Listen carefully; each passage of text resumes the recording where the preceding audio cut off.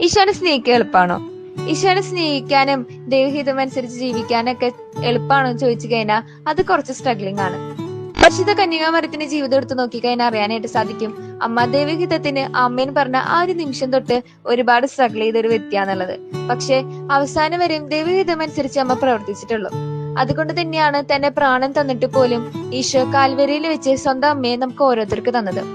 ഇന്ന് പ്രത്യേകമായിട്ട് പരിശുദ്ധ യാകുല മാതാവിന്റെ തിരുനാൾ ആഘോഷിക്കുന്ന ഈ ഒരു ദിവസത്തില് നമുക്കുണ്ടാവുന്ന കുഞ്ഞു കുഞ്ഞു വിഷമങ്ങളും കുഞ്ഞു കുഞ്ഞു ചലഞ്ചസ് ഒക്കെ ഫേസ് ചെയ്യേണ്ടതായിട്ട് വരുമ്പോ ആരോട് ഷെയർ ചെയ്യണം, ആരും മനസ്സിലാക്കുന്നില്ല, അങ്ങനെയൊക്കെ പറഞ്ഞ് ഒറ്റയ്ക്കൊക്കെ ഇരിക്കാതെ പരിശുദ്ധ അമ്മയുടെ അടുത്തേക്ക് ഓടിച്ചെല്ലാനും നമ്മുടെ കുഞ്ഞു കുഞ്ഞു വിഷമങ്ങള് അമ്മയോട് ഷെയർ ചെയ്യാനായിട്ട് നമുക്ക് പരിശ്രമിക്കാം.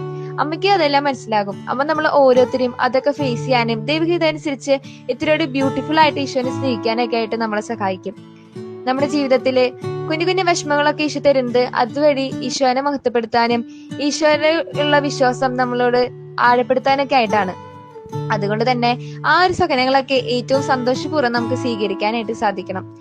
പരിശുദ്ധ അമ്മ നമ്മൾ ഓരോരുത്തരെയും അമ്മയുടെ നീല കാപ്പിക്കുള്ളിൽ പൊതിഞ്ഞ് സംരക്ഷിച്ച് വിശുദ്ധിയുടെ വെള്ള വസ്ത്രം അണിയിക്കും. എല്ലാവരെയും ദൈവം അനുഗ്രഹിക്കട്ടെ.